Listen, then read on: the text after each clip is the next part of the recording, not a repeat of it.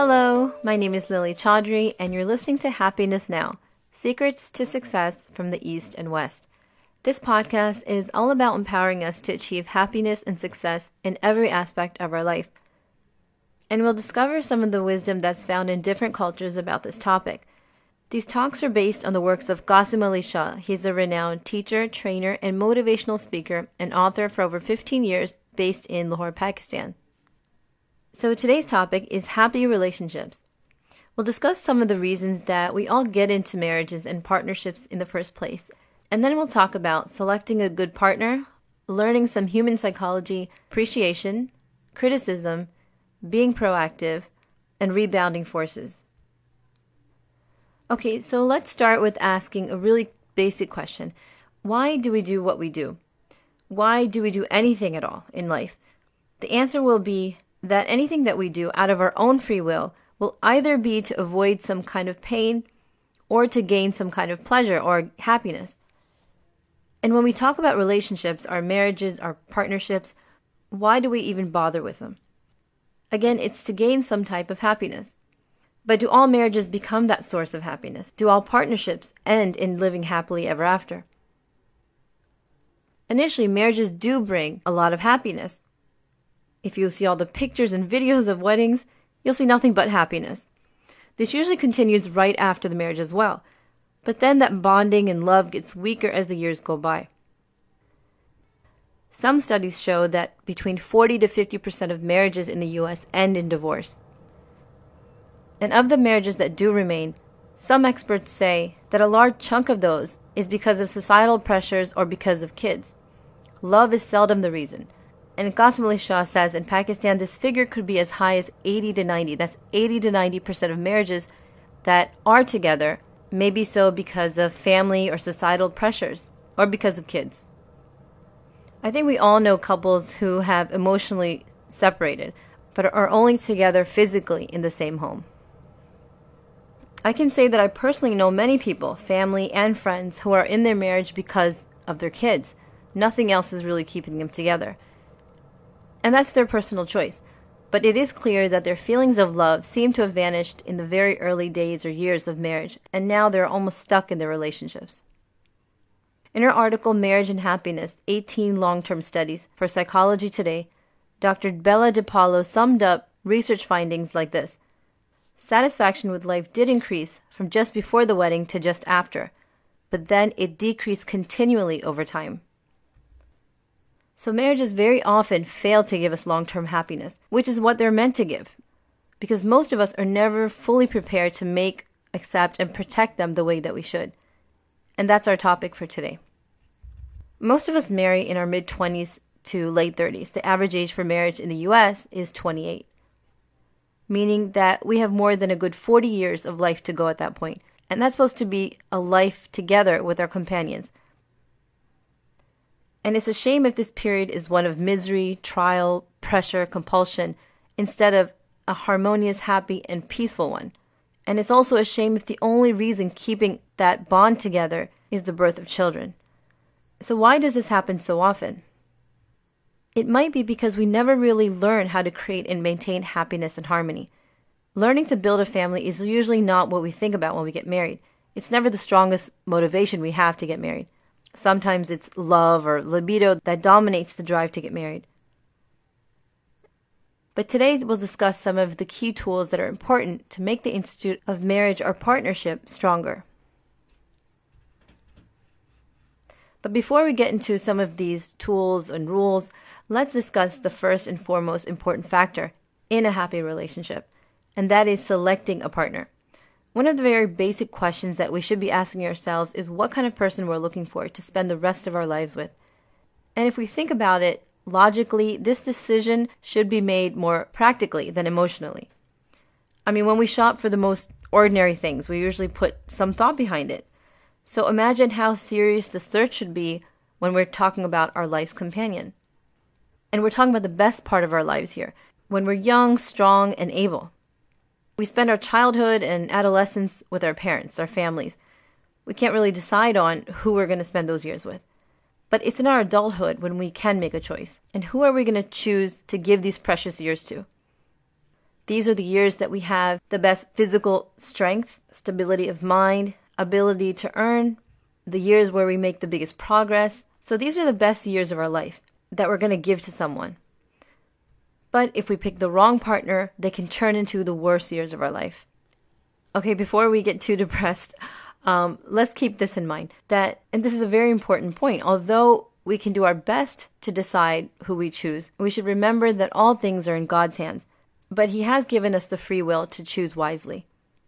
Personally, before I met my husband, I remember I was probably praying for a good 2 years, asking God to give me a good partner. And I mean really praying. And, this is after I had some rough experiences of my own and seeing those of my friends and family. I knew how important a life partner is for my future and the future of any children I would have. So yeah, I was praying hard, like getting up in the early hours of the morning and really any time of day that I could remember. But something this big I think is worth it. So in our search for the perfect mate, we should try not to be shallow. We should be looking for something deeper and more meaningful. Although attraction is important, we shouldn't make that the main factor in choosing someone. Because temporary pleasures are just that, they're temporary. We're going to get them at any rate, regardless of who we choose. But it's those things that are skin deep that really last. And when we marry someone, we end up living with their habits. And habits make up someone's character. So in fact, it's their character that's the most important thing. If the element of good character is missing, the partnership will definitely lack in harmony and happiness. A human can spend 100 years with a person with good character and average looks, but most of us don't want to spend even 10 minutes with someone who has bad character, even if they have a pretty face. But a good, solid relationship should be one that even after 3-4 decades of being together, you wonder, where did the time go? So those few decades seem like a few years, and the love is still there and is still strong. If the institute of marriage was not of any benefit to mankind, it wouldn't have survived thousands of years of our existence, where the end result should be happiness. But it is here, and religions and human experiences have advocated and promoted its importance and effectiveness in giving people stability and peace of mind, where the end result should be happiness. And if that's really true, then there should be some rules and tools that help ensure the success of this institution. If our marriages or relationships aren't giving us peace and happiness, we may need to think of our own role in the partnership and first ask ourselves, are we ready to change? So once we've decided on a partner, let's look at 6 things that we can do to help us have happier and stronger relationships. The first is learning human psychology. Now, this is important for everyone, whether we're married, unmarried, single, divorced, dating, whatever. We all have to try and understand and study human psychology, at least somewhat. Without understanding human psychology, we can't deal well with humans in general, let alone a relationship. Qasim Ali Shah, and probably every other relationship expert today, recommends the reading of the phenomenally popular book, which has sold over 50 million copies around the world, called Men Are From Mars, Women Are From Venus. If you haven't read this amazing book by John Gray, I strongly urge you to. Me and my husband got this book a few years ago, and we started reading it together. I remember just after a few pages of reading it together, we ended up learning a lot. It was actually amazing how well the author seems to understand the feelings of men and the feelings of women. And it was eye-opening to learn how many of our feelings were based on the fact that we're either men or women. And it's not due to some specific situation that we often think. There are so many times in the book where I would read something and I thought that was just my husband. Turns out most men are like this. And he said the same thing. He would say, oh my God, I thought it was just you who were like this. Turns out a lot of women think this way. This book teaches us how men and women are different in their thinking and behavior. The entire premise of the book is based on the fact that men and women are entirely different, and that we should treat our partner differently than what we would want for ourselves. We should treat them the way that they want to be treated. We might get into the details of this book in another podcast, but here are a few examples of the differences between the sexes that John Gray points out. Number 1, women need and want caring, understanding, and respect. But what men need the most is trust, acceptance, and appreciation. Number 2, women wanting to talk out a problem is the way that she deals with it, whereas a man prefers to retreat and try to solve the problem on their own. Number 3, women want appreciation for their input, for what they say, whereas men want appreciation for their skills more. No matter how trivial their achievements are, men will often think that they're huge, and they need that recognition and praise from their partners. You know, when we first make a purchase, like a new phone, we make quite an effort to learn about its features, its abilities, its apps. But when it comes to our life partner, who is priceless, someone who's part of our lives, who we're the most vulnerable with and share the most of ourselves with, we never really take the time to learn or understand them. Back to the phone example. If we think, how can we use our phones more effectively? When we understand all of its functions, of course, that's when we can use our device in the best way possible. And if we learned in detail about all the features that it came with, imagine how much better our experience would be. And the same goes for our partners. And on the other hand, if we start expecting something from it which it's not made for, like what if we start thinking of our phones as a toaster oven? We start expecting our phones to toast our bagels. What would the result be? Obviously, disappointment. Similarly, we should only expect from our partners those things that they're able to give. Okay, maybe not the best example, but I'm sure you get what I'm trying to say here. Normally, expectations in marriages mean those comforts, those joys that we hope to get from our partners constantly, regularly. But we should take the time to compare what we expect with those things that we know our partner has to give. Are our expectations even within their capabilities? And we should learn how to adjust these and adjust ourselves based on what our partners can provide for us. That is, if we want to stay in the relationship and make it work. So learning human psychology and the psychology of our partners is essential. The next factor we'll discuss is appreciation. The best tool by far for a happy marriage is appreciation. All great preachers and teachers like the late Dale Carnegie, who was a great author and teacher of self-help and relationship training, advises us this: learn to appreciate. Carnegie's books are still very popular today, and one of the core ideas in his books is that it is possible to change other people's behavior by changing one's own behavior towards them. In a 2012 journal article called "Gratitude Promotes Relationship Maintenance in Intimate Bonds," researchers said that people who feel appreciated by their romantic partners become more appreciative of their partners themselves. And people who show more appreciation to their partner report also being more responsive to their partner's needs. My husband and I by no means have an ideal relationship. I mean, we have our ups and downs like most couples. But one thing I can say is that we both try to say thank you often.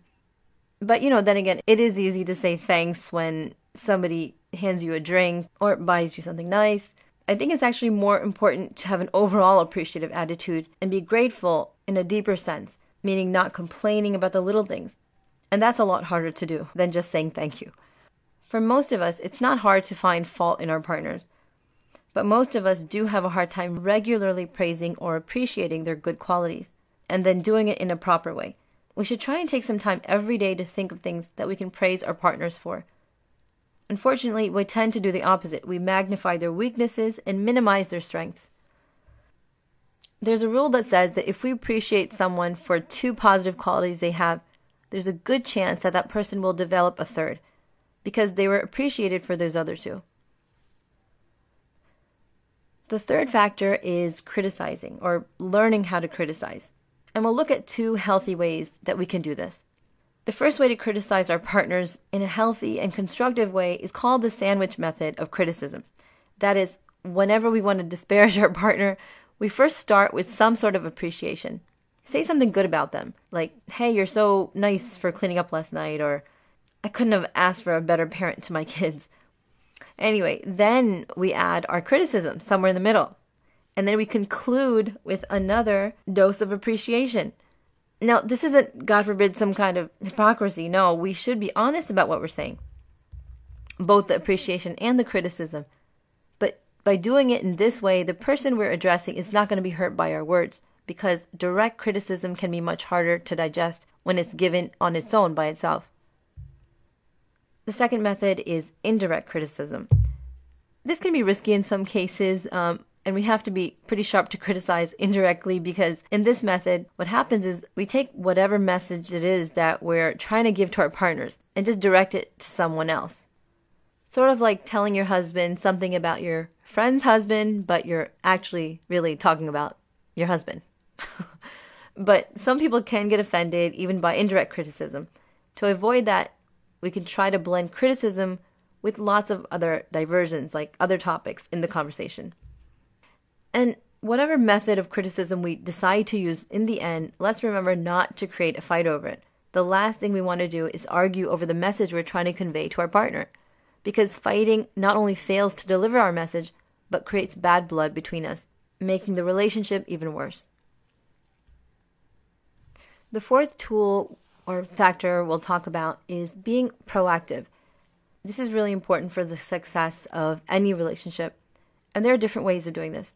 Many things need to be planned and rehearsed. As the saying goes, plan for the worst, but hope for the best. For example, if we know of any glaring issues that we have with our partners, we can kind of plan ahead to see how we can avoid them. Some things in life are worth the fight, and if we decide that our relationships are worth it, and if we do believe in death do us part, or that we're determined to find a solution to any problem that arises, then we should prepare ourselves and plan for uncertainties and put on a suit of armor and be ready for whatever comes ahead. Because troubles will come in any relationships, and it can only help to be proactive and try plan ahead. Another way to be proactive is for both partners to be constantly learning and growing. This could be things like taking classes together, or being part of a project, or reading books, or attending talks, or doing new activities, learning new skills for a job, or for the home, or for some other project. The point is that for both partners to be growing, not necessarily as professionals only, but as human beings. As Oprah says, when you know better, you do better. An important point to remember about being proactive is this. Sometimes our work has no immediate rewards. We should learn to do positive things, accepting the fact that the rewards could come after many years. An example of this could be like saving money.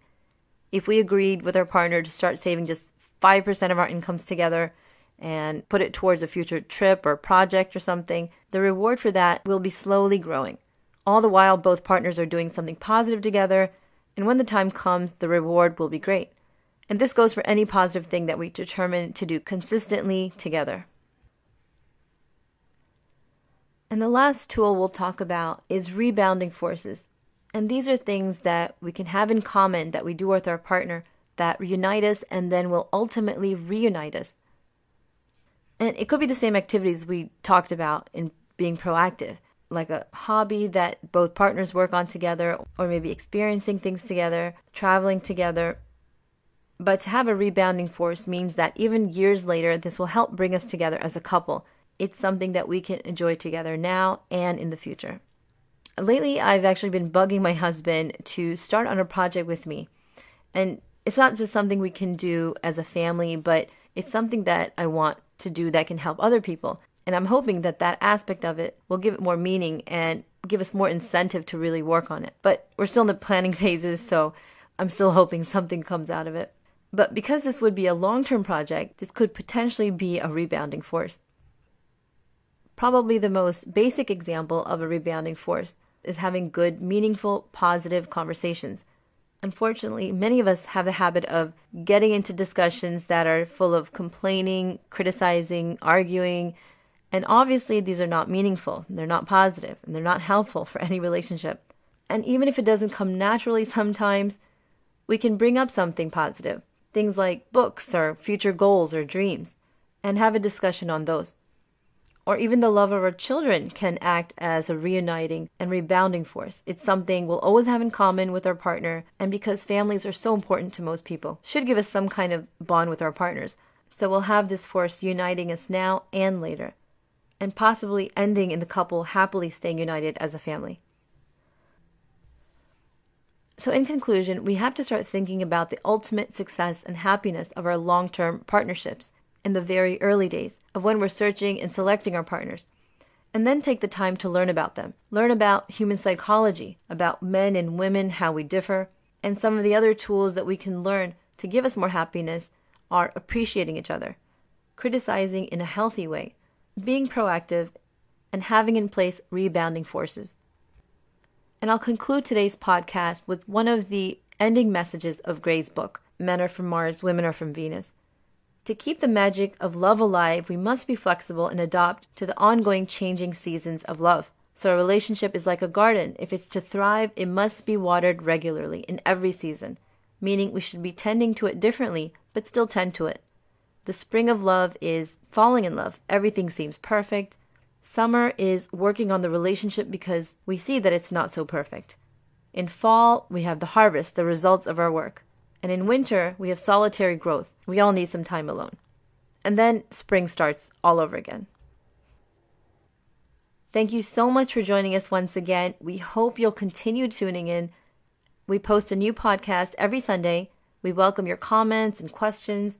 You can message us on our website, www.happinessnowpodcast.com, or contact us through Facebook. So until next time, take care and take control.